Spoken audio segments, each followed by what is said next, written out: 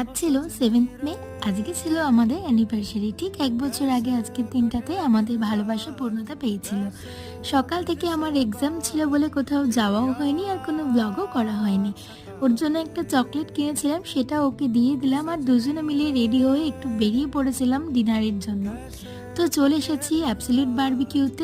খাবারের জন্য ওয়েট করতে করতে হঠাৎ মায়েরা এসে আমাদেরকে মায়েরা যে আসবে এটা আমি কিচ্ছুই জানতাম না। ও পুরোটা আমাকে সারপ্রাইজ দেওয়ার জন্য প্ল্যান করেছে আর পুনমকেও ডেকেছিল। Thank you. সিরিয়াসলি আমি ভাবতে পারিনি যে এদেরকে তুমি ডাকবে। থ্যাংক ইউ তোমাকে, আর তোমাদেরকেও আসার জন্য অনেক অনেক অনেক থ্যাঙ্কস।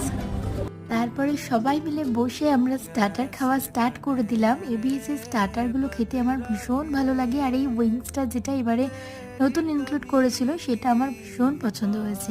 এরপর যা যা হয়েছে সেটার জন্য নেক্সট পার্টে ব্লগ আসছে।